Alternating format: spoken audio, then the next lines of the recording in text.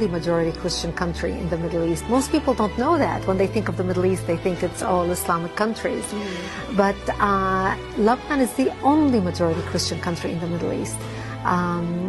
We were open-minded, we were fair. We prided ourselves on our multiculturalism. We welcomed everyone to our country, especially from the surrounding Arabic countries, because we wanted to share with them the westernization which we had created in the heart of the Middle East. Muslims used to send their children to come study in our universities because we had built the best universities in the Middle East. They graduated and worked in our economy because we had built the best economy in the Middle East, even though we did not have any oil. Lebanon was known as Paris of the Middle East, the banking capital of the Middle East. And as Christians, we focused on education. Education was very important to us. You know, we educated girls and boys, you know, no difference. We were living the good time. Unfortunately, all that began to change by the 70s because of two things. The enlargement of the Islamic population in Lebanon, because we Christians marry one spouse until death do us part. We don't have many kids. Muslims, on the other hand, are allowed to marry up to 4 wives at a time. Now, of course, not all of them do it, but enough of them do it that in our country, in Lebanon, by the 70s, the Muslims became the majority. And once they became the majority, they started massacring the Christians and killing the Christians. I remember in 1974, we stopped traveling. We used to go spend Christmas and Easter in Beirut with the rest of my family. And we stopped traveling, and I would ask my father, why aren't we going to Beirut for Christmas this year? And my daddy would say to me, well, we just decided to stay home this year. And, you know, I couldn't understand why. And later I learned this because Muslims started setting up fly-by-night checkpoints, and they would stop Christian cars traveling. And when they would get people out of the car and look at their ID and find out that this is a Christian family traveling, because in Lebanon, our religion is written on our national ID, on your driver's license, on your passport. So when they see that this is a Christian family traveling, they would get everyone out of the car and shoot them in cold blood. So we became prisoners to our homes and our cities and our communities.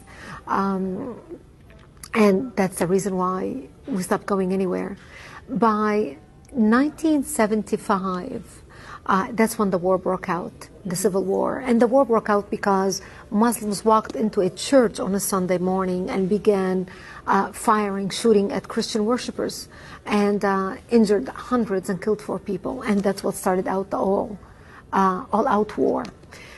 And it was a very difficult time for the Christians, because as the Muslims organized and now supported by the oil money flowing out of Saudi Arabia and all the Muslim countries, they wanted to basically use Lebanon as a base from which to fight Israel, kill the Jews and drive them into the sea, using Lebanese democracy and Lebanese open-mindedness and tolerance to do exactly that. And that's really when my world turned upside down and it changed.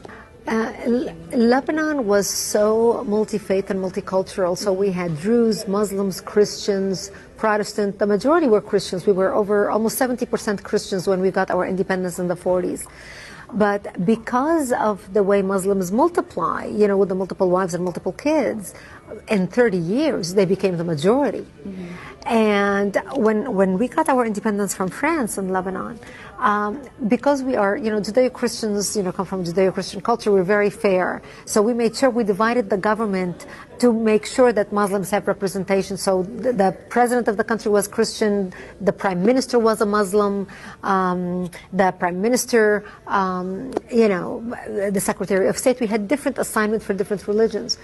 But the Muslims became the majority. And once they became the majority, they were no longer tolerant of the people who took them in and accepted them and included them in the country. They felt they were not a part of the country. They felt they were a part of the Islamic Ummah or the Islamic nation. So when they turned against their brethren Christians who lived in the same country, and Jews, but specifically the Christians, they began massacring us in large numbers because they thought we are in power now, and therefore we set the rules on how things should be.